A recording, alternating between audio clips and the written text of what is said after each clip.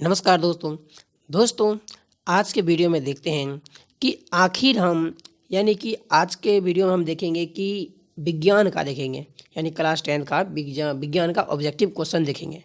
तो चलिए शुरू करते हैं। आप अच्छी तरीके से बैठकर इसको ध्यान से देखिएगा और याद कीजिएगा। चलिए शुरू करते हैं। हमारा सबसे पहला क्वेश्चन है, निम्न में से कौन सा पदार्थ लेंस के लिए प्रयुक्त नहीं किया जाता? तो इसका आंसर होगा ए मतलब डी होगा, मिट्टी। अब देखिए नेक्स्ट क्वेश्चन है, निर्गत किरण और अभिलंब के बीच के कोण को कहते हैं? तो उसको कहते हैं हम निर्गत कोण, यानी आंसर होगा सी।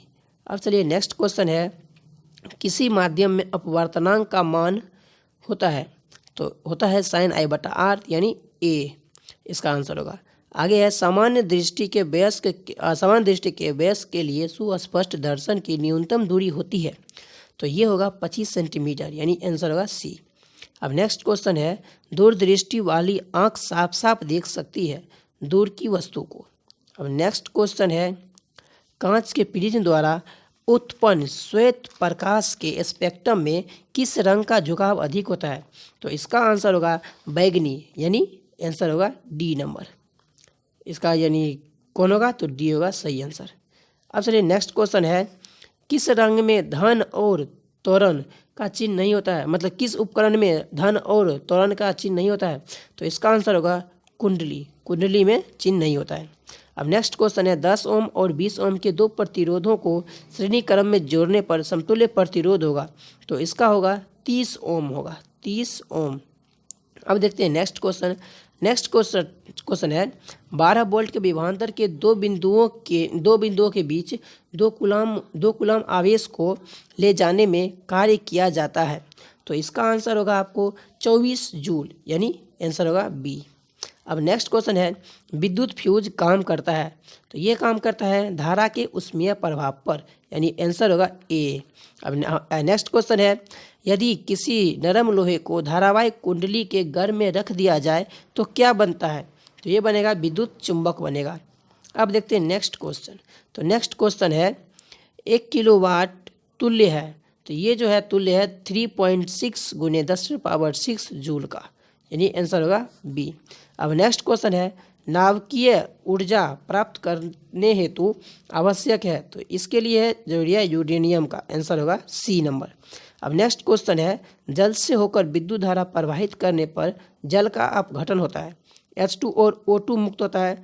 तो H और O के आयनों का अनुपात है? तो इसका होगा 2:1, क्योंकि H2 और O मुक्त होता है। तो इसका होगा आंसर होगा 2:1, यानी 14 का सी। अब चलिए नेक्स्ट में देखते हैं, भोजन का पचना तथा पकना किस प्रकार की अभिक्रिया है? तो ये है अपचयन अभिक्रिया, तो इसके लिए आंसर हो जाएगा सी। अब चलिए देखते हैं नेक्स्ट क्वेश्चन में क्या है, इसके लिए स्लाइड करते हैं ऊपर की ओर। नेक्स्ट क्वेश्चन है, रासायनिक समीकरण Fe+H2O अभिक्रिया Fe3O4+H2 को संतुलित करने पर जल में अणुओं की संख्या होगी, यानी जल में अणुओं की संख्या कितना होगा? तो इसका आंसर होगा 4, यानी आंसर क्यों होगा? तो सी। अब नेक्स्ट क्वेश्चन है, सोडियम क्लोराइड के जलीय घोल से विद्युत धारा प्रवाहित करने पर यह वियोजित होकर सोडियम हाइड्रोक्साइड बनाता है। तो इस प्रक्रिया को क्या कहा जाता है? तो इसको कहा जाता है क्लोरो क्षार प्रक्रिया, आंसर होगा डी। अब इसके बाद है 18 नंबर में है, चीनी का आणविक सूत्र क्या है? चीनी का आणविक सूत्र क्या है? तो इसका आंसर होगा सी नंबर होगा C12H22O11, ये होगा। अब इसके बाद है, हमारा शरीर किस pH परास के अंदर कार्य करता है? तो हमारा शरीर जो है वो 7 से लेकर 7.8 के मतलब 8 परास के अंदर काम करता है। इसका pH में इतना रहता है, इसके बीच रहता है, इससे कम और अधिक नहीं होना चाहिए। अब देखिए इसके बाद है, निम्नलिखित में से किसे चाकू से काटा जा सकता है? तो इसका आंसर होगा लिथियम को चाकू से काटा जा सकता है। नेक्स्ट क्वेश्चन है, निम्न में से कौन आयनिक यौगिक है? तो इसका आंसर हो जाएगा CaCl2, यानी सी नंबर। अब नेक्स्ट क्वेश्चन देखते हैं क्या है। नेक्स्ट क्वेश्चन है, निम्नलिखित में से कौन उपधातु है? तो इसमें से जो उपधातु है वो है एंटीमनी, यानी Sb। तो इसका आंसर है डी। अब नेक्स्ट क्वेश्चन है, प्रथम कार्बनिक यौगिक यूरिया का संश्लेषण किसने किया था? तो इसका जो किया था वो था बोहर ने। बोहर विज्ञान मतलब ये रसायनज्ञ का नाम है बोहर ने। इसका आंसर होगा बी। अब आगे कैल्शियम कार्बाइड जल के साथ अभिक्रिया कर देता है, तो इसका आंसर हो जाएगा आपको एथाइन। ये जब जल के साथ अभिक्रिया करता है कैल्शियम कार्बाइड तो एथाइन देता है, आंसर होगा डी। अब नेक्स्ट क्वेश्चन क्या है देखते हैं। नेक्स्ट क्वेश्चन है निम्नलिखित में कौन समावयवी है? तो निम्नलिखित में से ये जो C2H5OH है और CH3OCH3 ये जो है ये समावयवी है, तो इसको हम क्या करेंगे, ये मेरा सही आंसर होगा। तो चलिए इसको हम करते हैं ठीक। अब देखिए हमारा नेक्स्ट क्वेश्चन है वर्ग एक के तत्व कहलाते हैं। तो वर्ग एक के तत्व कहलाते हैं वो सब के सब होते हैं क्षार धातु होते हैं, क्षार धातु में। अब देखिए इसके बाद नेक्स्ट क्वेश्चन है पौधों में श्वसन क्रिया के अंतर्गत ADP, यहाँ पर होगा ATP होगा, ठीक है। तो ATP के टूटने से कितनी ऊर्जा मुक्त होती है? तो इसका आंसर होगा 30.5 किलो जूल प्रति मोल, आंसर होगा ए। अब चलिए इसके बाद है पादप में जाइलम उत्तरदायी है, तो जाइलम करता है जल का वहन करता है, इसलिए होगा आंसर होगा ए। अब इसके बाद जो क्वेश्चन है वह है खुला परिसंचरण तंत्र किस में पाया जाता है? तो ये पाया जाता है कॉकरोच में, आंसर होगा बी। अब नेक्स्ट क्वेश्चन है प्रतिवर्त क्रिया क्या है? तो ये है देखिए ये लार का भी आना इसमें होता है, रक्त का भी रक्तदान भी होता है और हृदय की गति भी इसी में होता है, तो ये होगा सभी में। अब चलिए इसके बाद देखते हैं क्या है। इसके बाद है कोमल मस्तिष्क सुरक्षित रहता है, तो कहाँ पर रहता है? तो कोमल मस्तिष्क जो सुरक्षित रहता है वो रहता है मस्तिष्क गुहा में, मस्तिष्क गुहा के अंदर रहता है मस्तिष्क हमारा, आंसर होगा ए। नेक्स्ट क्वेश्चन है मानव शरीर में सबसे लंबी कोशिका कौन है? तो ये हो जाएगा तंत्रिका कोशिका। तंत्रिका कोशिका मानव शरीर का सबसे लंबा कोशिका होता है। अब नेक्स्ट क्वेश्चन है मुकुलन द्वारा प्रजनन किस में होता है? तो ये होता है ईस्ट में होगा, मुकुलन द्वारा प्रजनन ईस्ट में होता है। और देखिए एक और होता है हाइड्रा में भी मुकुलन द्वारा ही प्रजनन होता है। अब चलिए इसके बाद देखते हैं क्वेश्चन क्या है। फूल में नर जनन अंग होता है, फूल में नर जनन अंग कहाँ होता है? तो ये था पुंकेसर कहलाता है, ठीक है। अब नेक्स्ट क्वेश्चन है मनुष्य के 22 जोड़े क्रोमोसोम को क्या कहते हैं?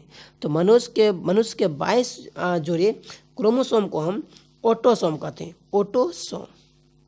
अब इसके बाद है पक्षी और चमगादड़ के पंख हैं, ये दोनों समजात हैं, समजात। देखते हैं नेक्स्ट क्वेश्चन है प्राथमिक उपभोक्ता कहलाते हैं। तो प्राथमिक उपभोक्ता जो है वो शाकाहारी कहलाते हैं, शाकाहारी। अब नेक्स्ट क्वेश्चन है ओजोन के एक अणु में परमाणु की संख्या कितनी होगी? तो ये हो गया 3 होता है, O3 मतलब होता है ओजोन यानी 3। अब है पेट्रोलियम का उपयोग होता है, तो पेट्रोलियम उपयोग किस लिए होता है? मोटर वाहन, वायुयान में और जलयान में। तो लगभग इसमें सभी में होता है, लेकिन इसमें देखिए वह मोटर वाहन में, क्योंकि जल में भी नहीं किया जाता है इसका पेट्रोलियम का और वायुयान में भी नहीं किया जाता है, लेकिन ये ज्वलनशील है, लेकिन इसका मतलब उपयोग होता है सिर्फ मोटर वाहन में। अब चलिए देखते हैं नेक्स्ट क्वेश्चन क्या है। नेक्स्ट क्वेश्चन है कोयला का मुख्य स्रोत क्या है? कोयला का मुख्य स्रोत क्या है? तो ये होगा पौधे, आंसर होगा पौधे यानी बी। अब नेक्स्ट क्वेश्चन निम्न में से कौन सा पद विद्युत परिपथ में विद्युत शक्ति को निरूपित करता है? तो इसका आंसर हो जाएगा I² यानी ए। अब चलिए देखते हैं नेक्स्ट क्वेश्चन। तो नेक्स्ट क्वेश्चन है तांबे की तार एक आयताकार कुंडली किसी चुंबकीय क्षेत्र में घूर्णी गति कर रही है। इस कुंडली में प्रेरित विद्युत धारा की दिशा में कितने परिभ्रमण के पश्चात परिवर्तन होता है? तो ये होता है आधे बार घूमता है तो ये परिवर्तन हो जाता है। आगे है निम्नांकित में से कौन पुनरुद्भवन का उदाहरण है? तो इसका आंसर हो जाएगा आपको अमीबा यानी बी। अब नेक्स्ट क्वेश्चन है कौन सा अजैव निम्नीकरण कचरा है? तो इसका आंसर होगा थर्मोकोल। थर्मोकोल ये अपघटित नहीं होता है। अब चलिए नेक्स्ट क्वेश्चन देखते हैं टिंडल प्रभाव प्रकाश की कौन सी परिघटना को प्रदर्शित करता है? तो ये करता है प्रकाश के प्रकीर्णन की घटना को, आंसर होगा डी।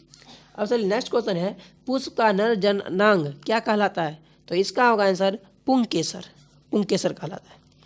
अब देखिए इसके बाद है, विरंजक चूर्ण का रासायनिक सूत्र क्या होता है? विरंजक चूर्ण का रासायनिक सूत्र क्या होता है? तो इसका होता है CaOCl2, यानी CaOCl2। तो इसका आंसर होगा बी। अब नेक्स्ट क्वेश्चन है, निम्न में से मतलब निम्न में कौन गंगा प्रदूषण के लिए उत्तरदायी नहीं है? तो इसका होगा गंगा के मछली पालना। गंगा में अगर मछली पाला जाता है तो ये उससे प्रदूषित नहीं होता है गंगा, तो ये सही होगा, ए नंबर। तो चलिए आज के लिए बस इतना ही। आई होप कि ये वीडियो अच्छा लगा होगा, और हाँ इसको आप याद कर लीजिएगा। हम आपके लिए बहुत ही जल्द नेक्स्ट वीडियो अपलोड कर रहे हैं, जो अपलोड हो चुका है लेकिन वो सिर्फ पब्लिक होना बाकी है। जैसे पब्लिक होगा वो आप तक पहुंच जाएगा। अगर आपने सब्सक्राइब नहीं किया तो सब्सक्राइब करके बेल आइकन भी दबा लेना, ताकि जैसे हम उसको पोस्ट करें वो आप तक आसानी से पहुंच जाए। चलिए मिलते हैं अगले वीडियो में, तब तक के लिए बाय बाय।